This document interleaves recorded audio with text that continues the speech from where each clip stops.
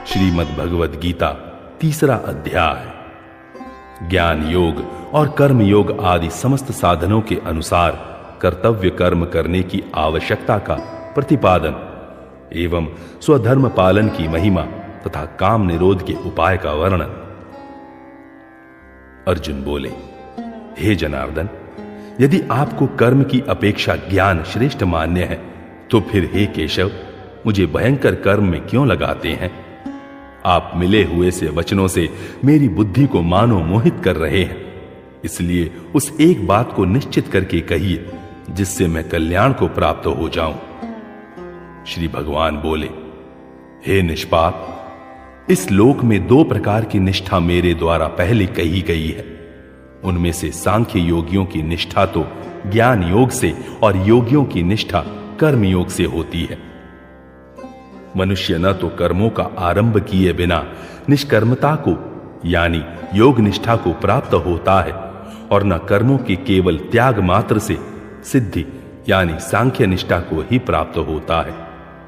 निस्संदेह कोई भी मनुष्य किसी भी काल में क्षण मात्र भी बिना कर्म किए नहीं रहता, क्योंकि सारा मनुष्य समुदाय प्रकृति जनित गुणों द्वारा परवश हुआ कर्म करने के लिए बाध्य किया जाता है। जो मूढ़ बुद्धि मनुष्य समस्त इंद्रियों को हठपूर्वक ऊपर से रोककर मन से उन इंद्रियों के विषय का चिंतन करता रहता है, वह मिथ्याचारी अर्थात दंभी कहा जाता है। किंतु हे अर्जुन, जो पुरुष मन से इंद्रियों को वश में करके अनासक्त हुआ समस्त इंद्रियों द्वारा कर्मयोग का आचरण करता है, वही श्रेष्ठ है।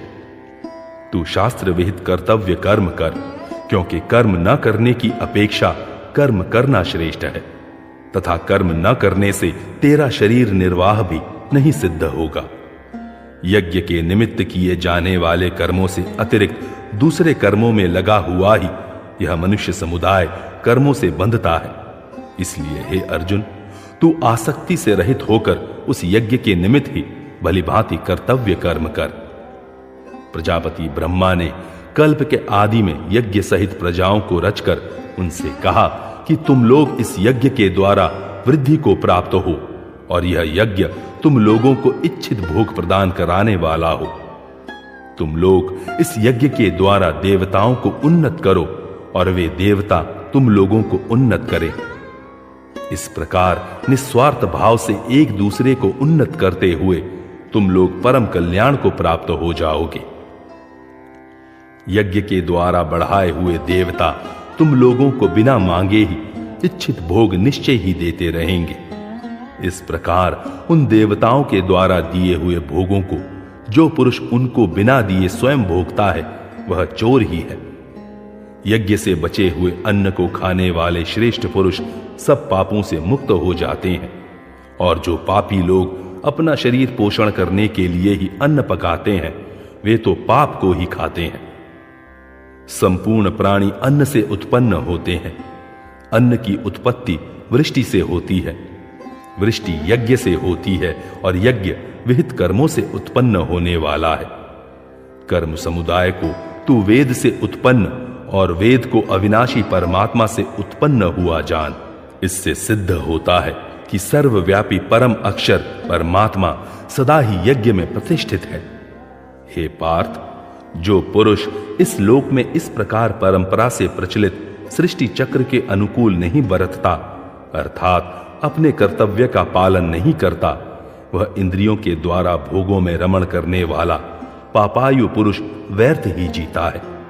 परंतु जो मनुष्य आत्मा में ही रमण करने वाला और आत्मा में ही तृप्त तथा आत्मा में ही संतुष्ट हो, उसके लिए कोई कर्तव्य नहीं है, क्योंकि उस महापुरुष का इस विश्व में न तो कर्म करने से कोई प्रयोजन रहता है और न कर्मों के न करने से ही कोई प्रयोजन रहता है, तथा संपूर्ण प्राणियों में भी इसका किंचन मात्र भी स्वार्थ का संबंध नहीं रहता।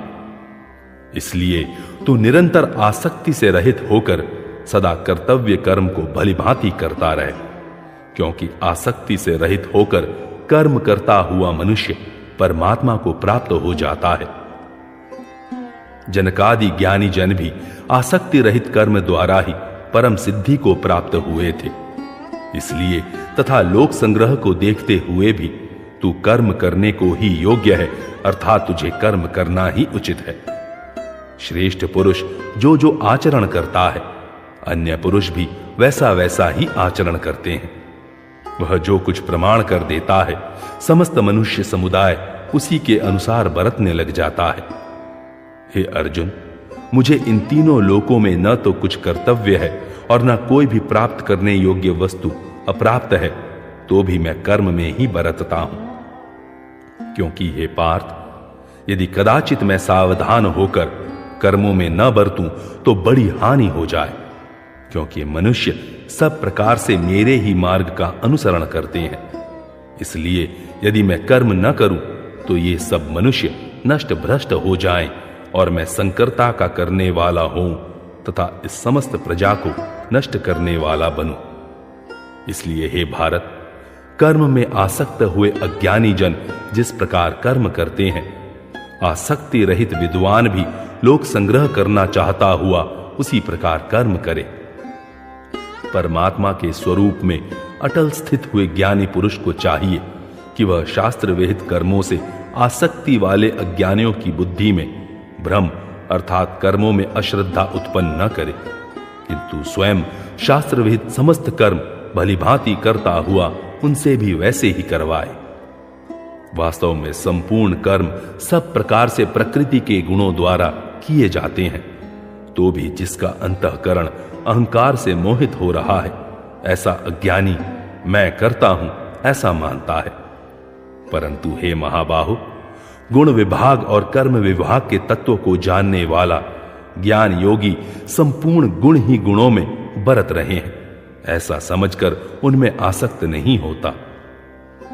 प्रकृति के गुणों से अत्यंत मोहित हुए मनुष्य गुणों में और कर्मों में आसक्त रहते हैं।